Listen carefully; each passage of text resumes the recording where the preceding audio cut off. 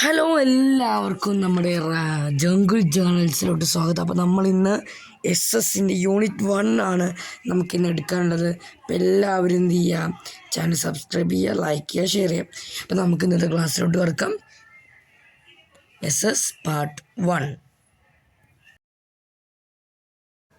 നോക്കൂ. ഇവിടെ നമുക്കൊരു പിക്ക് കാണാം.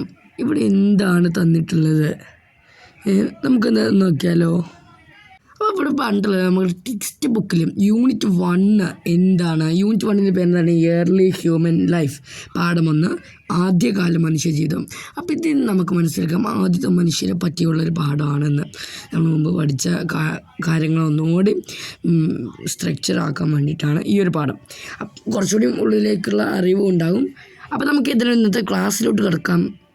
അപ്പോൾ ഇവിടെ ഒരു പാരഗ്രാഫ് നമുക്ക് കാണാം. നോക്കൂ, അവിടെ ആ പാരഗ്രാഫിലുള്ളൊരു കഥയാണ് ഞാൻ വായിക്കാൻ പോകുന്നത്. ഞാൻ വായിക്കുന്നത് ശ്രദ്ധിക്കുക, കേൾക്കുക. എല്ലാവരും ടെക്സ്റ്റ് ബുക്ക് ഓപ്പൺ ചെയ്ത് വെക്കണം. ഓക്കെ, അപ്പോൾ നോക്കൂ എന്താണ് ഇവിടെ കാണുന്നത്. 2 boys from Lacs in northwest France set out with their dog for hunting rabbits. The dog disappeared while they were searching for rabbits in bushes and burrows. Trying to track down the dog, the panic-stricken boys chanced upon a big cave, which had gone unnoticed for centuries. The scenes in the cave astonished them. The walls of the cave were covered with multicolored paintings of horse, bison, ox, deer, etc. അപ്പോൾ ഇതിൽ നമുക്ക് എന്താണ് മനസ്സിലാക്കാൻ കഴിയുന്നത്, നമ്മൾ ശ്രദ്ധിച്ച് നോക്കി. എന്താണ്, 2 ആൺകുട്ടികൾ, ലാക്ഷ്യസ് എന്ന് പറഞ്ഞാൽ നോർത്ത് വെസ്റ്റ് ഫ്രാൻസ്.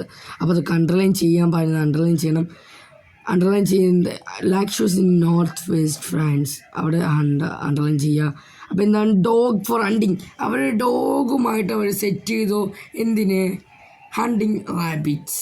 അപ്പം മുയലുകളെ അപ്പോൾ അതിന് വേണ്ടിയിട്ട് റാബിറ്റ്സിന് തിരയാം.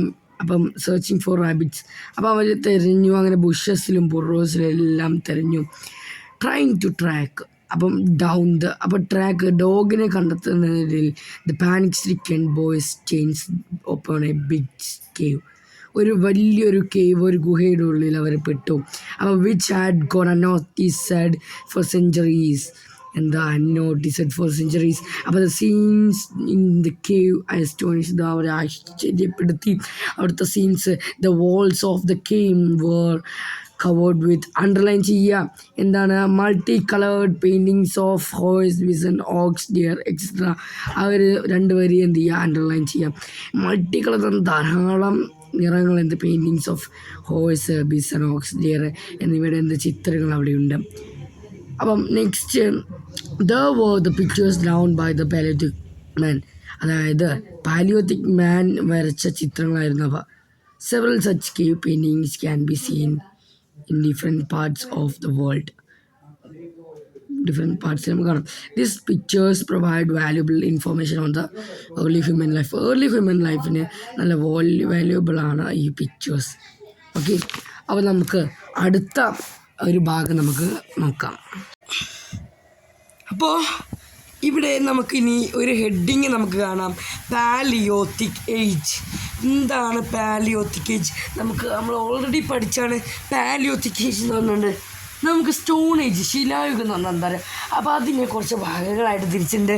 അപ്പം അതിലൊന്നാണ് പാലിയോത്തിക് ഏജ്. പണ്ടത്തെ കുറേ കാലഘട്ടങ്ങളാണ്. ഇത് ഏത് കാലഘട്ടമാണെന്ന് പറയാൻ പറ്റുമോ? അത് നമ്മൾ ചാനക്കിലോട്ട് ബ്രോൺസ് ഏജ് എന്നൊക്കെ പറയാം.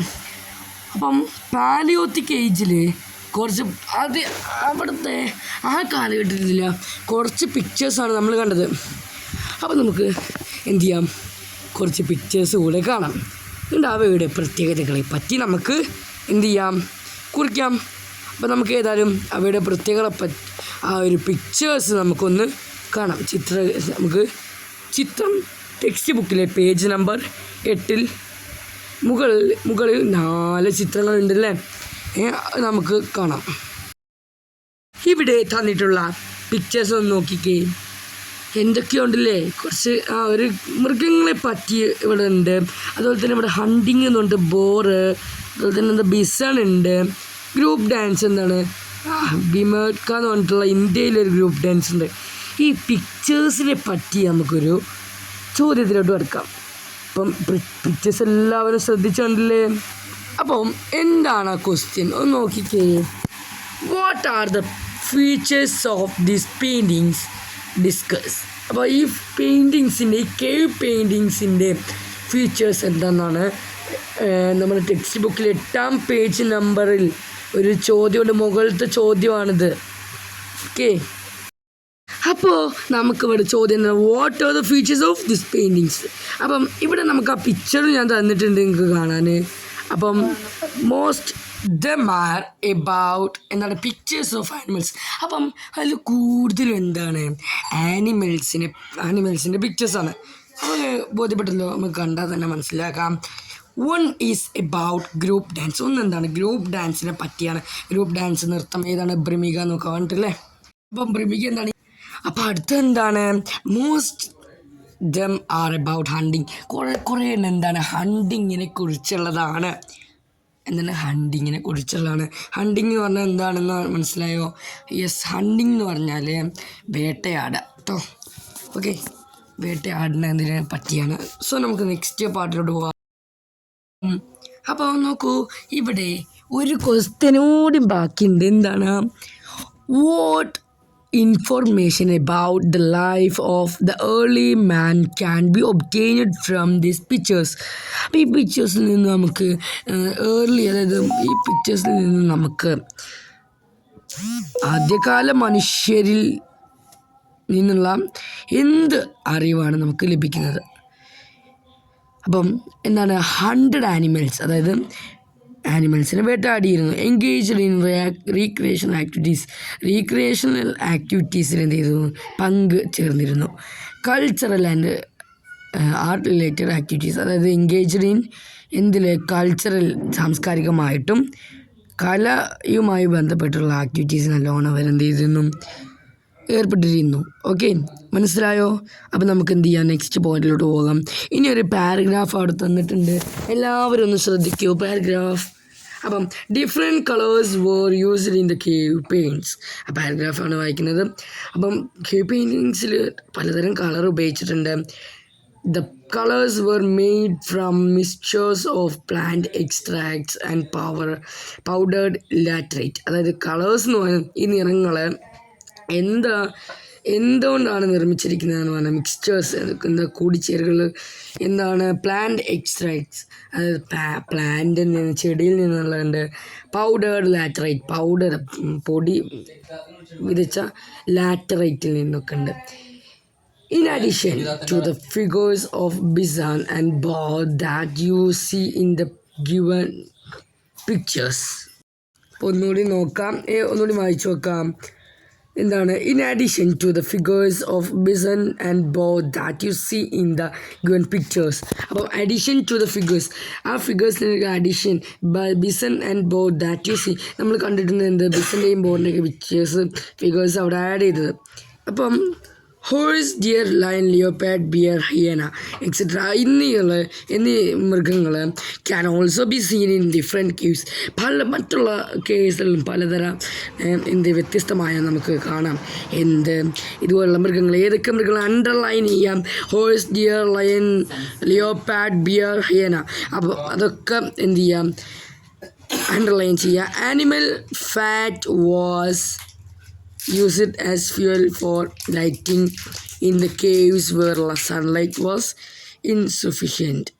സൺലൈറ്റ് ഒക്കെ ഇല്ലാത്ത സമയത്ത് അപ്പം എന്ത് ചെയ്യും, ആനിമലിൻ്റെ ഫാറ്റ് കൊഴുപ്പായിരുന്നു ഫ്യൂവൽ ലൈറ്റിംഗ് ഇൻ ദ കേവ്സിലുള്ള ലൈറ്റിന്, പ്രകാശത്തിന് എന്തായത് ഫ്യൂവലായി മാറിയത്.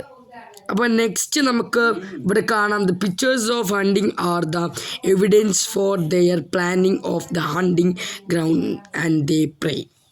അവരുടെ പ്രേ, അതായത് ഇര എന്നൊക്കെ പറയാം, ഇര, അതുപോലെ തന്നെ ഹണ്ടിങ് ഗ്രൗണ്ട്, അതൊക്കെ അവിടെ അതിനുള്ള എവിഡൻസ്, പ്രൂഫ്, തെളിവൊക്കെ അവിടെ നമുക്ക് കാണാം.